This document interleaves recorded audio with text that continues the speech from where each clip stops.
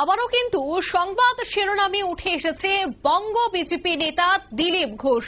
আজ দুপুর থেকে আমরা একাধিক তথ্য আপনাদের সামনে তুলে ধরছি। তবে একটি ভিডিও সোশ্যাল মিডিয়ায় ব্যাপক ভাইরাল হয়েছিল এবং অভিযোগ রয়েছে বঙ্গ বিজেপির রাজ্য অফিসে মহিলার সঙ্গে ঘোষ বাবুর ঘনিষ্ঠ মহলের এই ছবি। যদিও এই ছবি বা এই ভিডিওর সত্যতা যাচাই করেনি নিউজ ভ্যানগার্ড, তবে যেহেতু এই ভিডিও সোশ্যাল মিডিয়ায় ভাইরাল হয়েছে এবং বলা হচ্ছে যে এই ছবিতে এবং এই ভিডিওতে যিনি রয়েছেন তিনি হচ্ছে ঘোষবাবু অর্থাৎ দিলীপ ঘোষ, তারপরে কিন্তু দিলীপ ঘোষ এই বিতর্কিত ভিডিও নিয়ে মুখ খুললেন। দলের একাংশের বিরুদ্ধে ষড়যন্ত্রের অভিযোগ, ষড়যন্ত্রকারীদের বিরুদ্ধে আইনি ব্যবস্থা নেওয়ার হুঁশিয়ারি দিলেন দিলীপ ঘোষ। বিস্তারিত আমি সেই বিষয়ে জানবো। এই মুহূর্তে সরাসরি নিউজ রুম থেকে যুক্ত হয়ে গেছে সৌম মুখোপাধ্যায়। সৌম, আমরা দুপুর থেকে এই বিষয়টা নিয়ে দীর্ঘ আলোচনা করছিলাম এবং আমরা অপেক্ষা করছিলাম যে কোনোভাবে বঙ্গ বিজেপির একেবারে অন্যতম মুখ দিলীপ ঘোষের এই বিষয়ে কোনো প্রতিক্রিয়া উঠে আসে কিনা। কিন্তু অবশেষে যে প্রতিক্রিয়া উঠে এসেছে, ঠিক কি জানতে পারছো, কি দেখলে?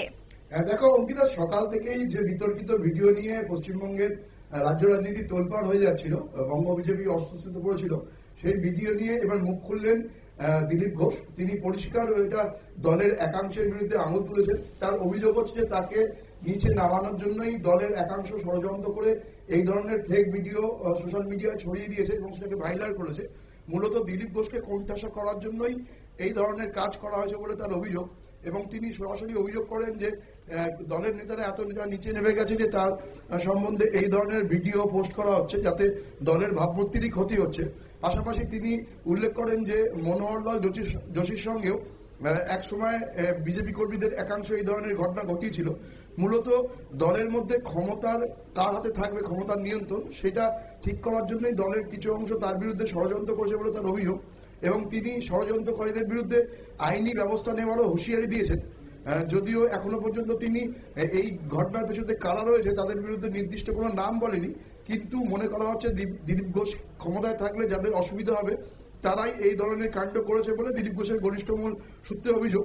তাদের দাবি হচ্ছে যে যেভাবে একটি ফেক ভিডিওকে কৃত্রিম বুদ্ধিমত্তার মাধ্যমে তৈরি করা একটি ভিডিওকে দিলীপ ঘোষের ভিডিও বলে চালানো হচ্ছে, সেইটাতে দলেরই শেষ পর্যন্ত ভাবমূর্তির ক্ষতি হচ্ছে।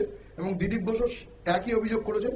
তার দাবি হচ্ছে যে তাকে কালিমা লিপ্ত করার জন্যই দলের একাংশ এই অর্থাৎ সময় এই যে অভিযোগ রয়েছে যে দিলীপ ঘোষেরই এই ভিডিও যা এখন সমাজ মাধ্যমে ভাইরাল হয়েছে, সেই ভিডিও সম্পূর্ণ ভিত্তিহীন এবং সেই ভিডিও বৈধ নয়, সে কথাই কি এবার দিলীপ ঘোষ স্পষ্ট বলে দিলেন? একদমই তাই অঙ্কিতা, দিলীপ ঘোষ সেটাই স্পষ্ট বোঝাতে চেয়েছেন যে এটা সম্পূর্ণ একটা ফেক ভিডিও এবং তাকে বদনাম করার জন্যই এই ভিডিওটা সোশ্যাল মিডিয়াতে ভাইরাল করা আছে। এর সঙ্গে তার কোনো সম্পর্ক নেই, তার ভাবমূর্তি নষ্ট করার জন্যই দলের একাংশই চক্রান্ত করেছে। অঙ্কিতা, একদমই ধন্যবাদ সৌম।